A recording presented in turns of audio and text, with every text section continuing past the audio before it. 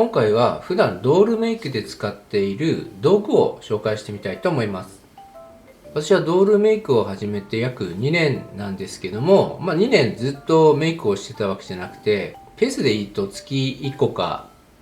2個ぐらいのペースなんですけど、直近ですと北川マリンちゃんですね、こういったメイクをするのにどんなアイテムが必要かって始められる方って疑問に思う方が多いと思いますし、私自身もどういうものがあったらいいのか、またいろいろ絵の具とか筆とかパステルとかもいろんなメーカーさん出してるんで、どれが本当にメイクに合うのか自分に合うのかっていうのをいろいろ試したんですけども、こ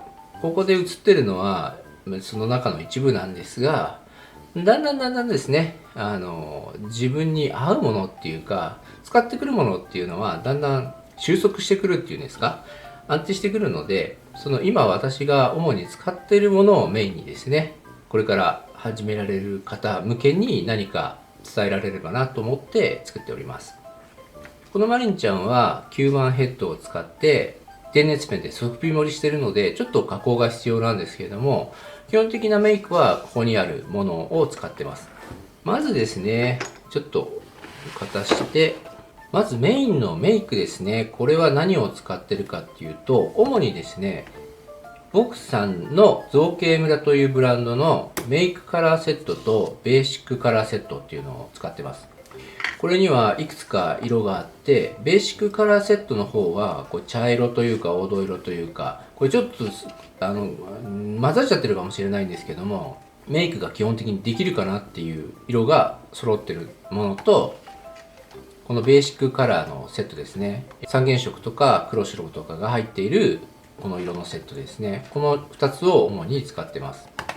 で、この中身はですね、どんな中身かっていうと、多分なんですけども、リキテックスさんっていうアクリル絵の具を出しているメーカーさんがあるんですけども、この絵の具が使われていると思います。これだけ入ってるんですけども、主に使うのはこう赤、茶色、オレンジ、白、黒、このぐらいでしょうか。この肌色とか黄土色っていうのはあんまり使わないんですね。なので始める方がどんな絵の具がいいのかっていうのは動画が別にあるので、そちらをご覧になっていただければと思うんですけども、こちらのベーシックカラーセットがあれば基本的なメイクができます。白、黒ですね、あと三原色、あと薄メイクも2つ入ってるんで、これで十分です。もしこのベーシックカラーセットっていうものが近くで手に入らないっていう場合は、このリキテックスのカラーセットですね、これは画材屋さんとか文房具屋さんとかで結構取り扱ってる場合が多いんですけど、これの単品でもいいですし、こちらはですね、スクールカラーセットといって、学校でよく使われるようなセットですねが組み合わさってるんですけど、こういう黄色のキャップ、これがですねソフトタイプって言われるもので、絵の具が柔らかくて、扱いやすいっていう、これをですね購入するといいと思います。これ Amazon でですね1800円ぐらいなんで、こちらの絵の具がなくなったらこちらで追加して買ってもいいと思います。あとリキテックスさんのこの絵の具はですね、単品でも売ってるので、必要な色ですね、こういう赤、茶色、白、黒、オレンジだけ買って始めるっていうのもできるんで、いいと思います。続いて薄め液なんですけども、おすすめはですね、リキテックスさんのこのグラデーションメディウムっていうのがおすすめです。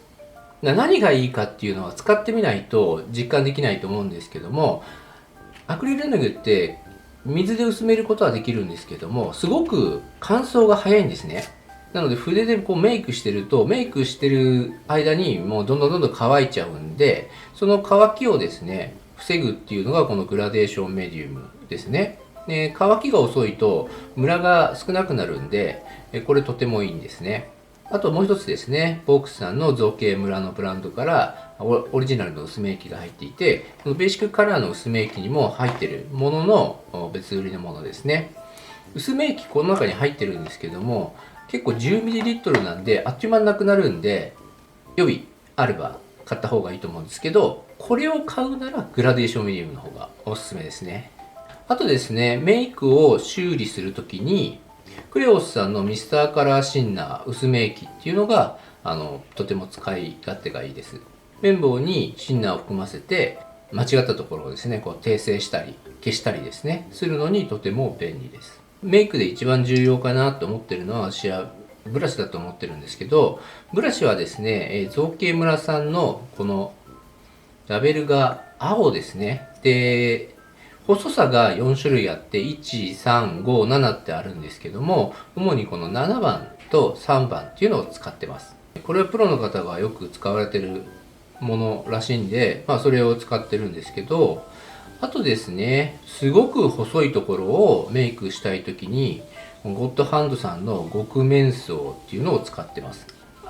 正直言うとですね、この7番で用が足りてしまうことが多いので、あんまり出番はないんですけど、本当細かいところを作業するときにこのゴッドハンドさんの弁相筆はとてもですね、毛先が細いんですね。筆先見えますでしょうか。左から7番、3番、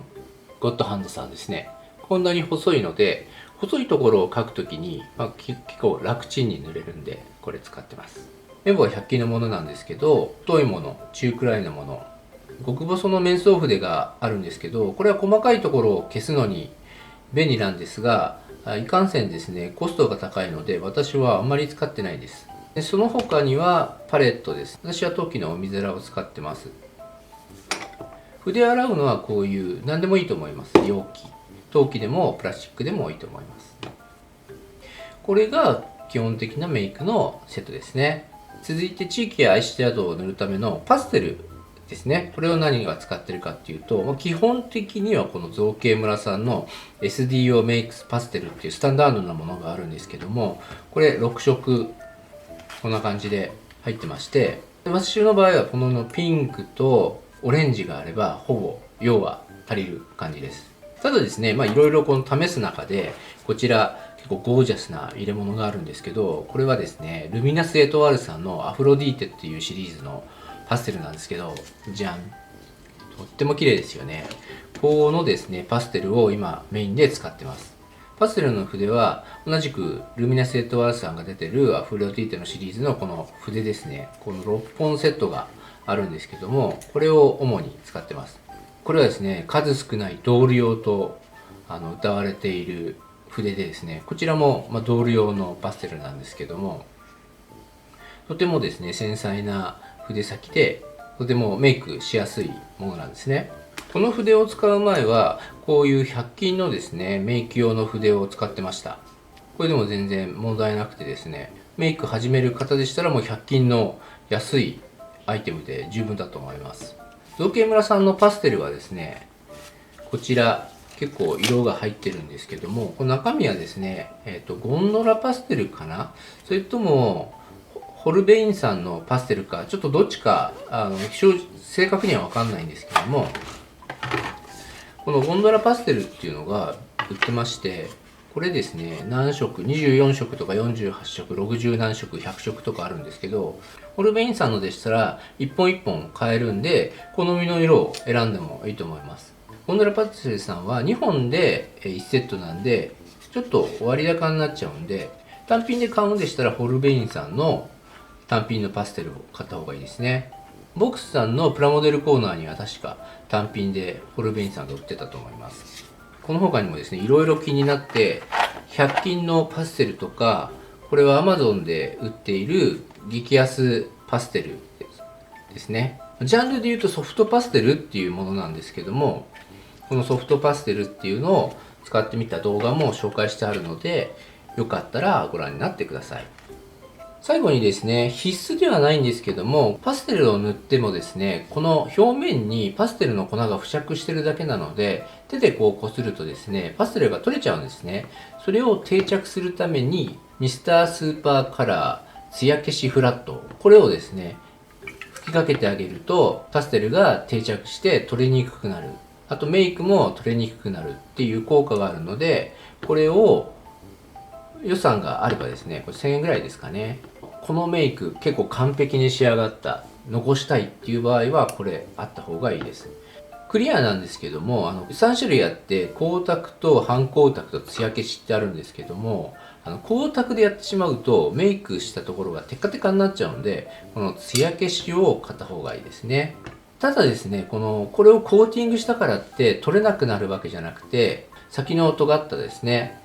金具で削ってしまったり、何かどっかぶつけたりした場合は剥がれてしまうので、あくまでもパステルとかメイクをちょっとコーティングして保護するっていう役目なんで、メイクが剥がれないようにっていうのは日々注意が必要になります。最後は余談的な話になってしまうんですけども、私がこの動画を作る上ですごく気をつけているのが、まず一般的に売っているアイテムで、なおかつリーズナブル、入手しやすいですね。特殊で高級なアイテムっていうのはあまり使わないようにしてるんですね。なんでかっていうと、初心者の方がこの私の動画をご覧になってくださって、メイクを始めたいと言った時に、例えばこの筆がすごく使いやすくて1万円なんです、これいいですよって言っても、これからメイクを続けようか思うか、まだ悩んでる中で1万円の筆を勧められても困っちゃいますよね。私は正直1000円の筆でも一番最初の導入としては高いんじゃないかなって思ってるぐらいなんで、そういうところですね。なのであんまり特殊なものを使わない、高いものを使わない、入手しにくいものは使わない、それをやっぱり気にしてやってますので、十分なんですよね、これで。この造形村さんのレベルの500円ぐらいの筆があればいいなって思うんですけども、 Amazon でもたくさん売ってるんですけど、やっぱりですね、これいいんですよね。で、さっき出てたゴッドハンドさんの極細面相も細くていいんですけど、これで広いところを塗るのは結構時間かかるんで、なんだかんだでこの7番になっちゃうんですよ。持ち帰るのはめんどくさいし。色ごとに筆を用意するっていう方もいらっしゃると思うんですけども、私は極度のめんどくさがりなんで、これですね。ちょっと色が滲んできたら、シンナーとかで綺麗にして使うとか、そういうことをやってます。絵の具はですね、もういっぱいあげたらキリがないんですけど、これファレオさんのアクリルカラー。いわゆるアクリルカラーだったら多分何でもいいんですね。で、なんでアクリルカラーを使うかっていうと、乾いた後に耐水性で塗り重ねができて、下地の隠蔽力があるっていう。この3つだと思ってるんですけども、このアクリルカラーは、ホルベインさんとか、どこだっけな。いろいろ出てるんで、どれでも大丈夫なんですけど、やっぱり一番安心して使えるのはドールメーカーが出しているこのベーシックカラーセットですよね。ボックスさんのプロも使ってらっしゃるって言われてますし、ザッケンマンがさっき話したリキテックスさんのアクリルカラーなんで、それを選んでおけば問題ないかなっていうところですね。もっと具体的な内容ですねについてはまた別の動画でご説明していこうと思いますので、また楽しみにお待ちいただければと思います。次の動画はですね、今度ソフビ盛りとか、この顔の加工とか、口の中の作り方とかのアイテムを紹介していこうと思います。はい。今回も動画をご視聴くださいまして誠にありがとうございました。次の動画でお会いしましょう。それではまたね。バイバーイ。